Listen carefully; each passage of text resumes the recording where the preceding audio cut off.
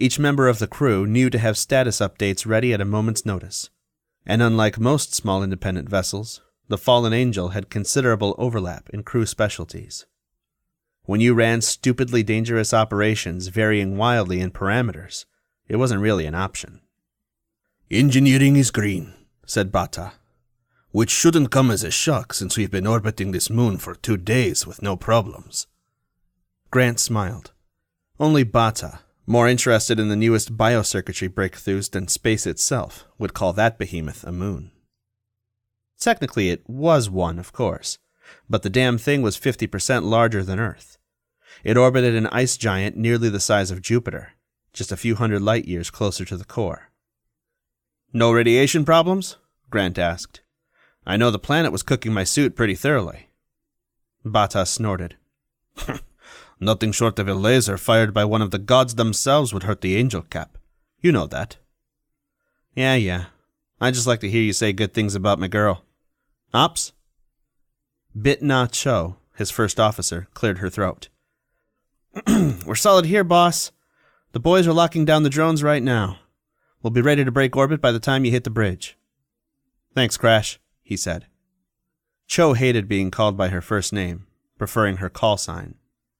"I'll be up in 5, unless anyone has exciting news to pass on." There was a click on the line, someone opening their mic. Sir? I have something here. I'm not sure what I'm seeing." Grant broke out into a cold sweat as he squirmed out of the bottom half of the EVA suit. That was Dex Chaplin talking, Bata's apprentice. The kid was smarter than anyone Grant had ever met, but meek. He never spoke up without a damn good reason. If he was injecting himself into the check-in, something was weird. "I was hoping that bit about exciting news was rhetorical," Grant said, trying to keep the mood light.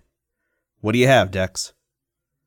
"It's the telemetry, sir," the kid said, his voice creaking at the edges. "I started copying over the drone memory as soon as we hauled them in, and I noticed some weird data spikes while I was glancing through." "What kind of spikes?" Dex took a deep breath, noisy enough for the mic to pick up. "That's the thing.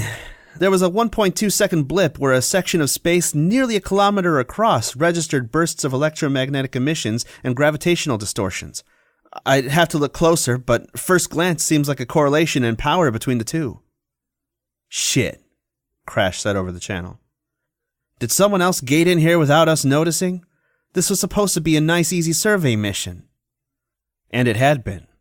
After 8 months of taking the Angel through highly profitable but dangerous supply and escort missions between a warring planet and its moon, they'd taken this job at the edge of explored space as a kind of vacation. A way to make money without being shot at. No, Dex interrupted again.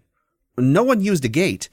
The readings aren't consistent with the sort of energy you need to open a hole into the Cascade." "Then what the hell is it?" Bata said. This too was probably rhetorical, but Dex answered because, well, he was Dex, and that was just what he did. "In practical terms, it's impossible. Square sections of space-time don't suddenly give off flares of microwave radiation and register gravitational shimmies for no reason. Everything I know about physics tells me this isn't possible. Even if this weren't an order of magnitude below the threshold for gating into the system, we'd still be seeing a ship, right? Our drone was looking right at this patch of sky when it happened, full visuals, and it captured nothing." Grant closed the locker holding the pieces of his EVA suit and slipped his feet into his boots. The boots tightened as he moved, though he almost didn't give them enough time to react. He darted to the tube set in the rear of the port bay. "Bridge," he said,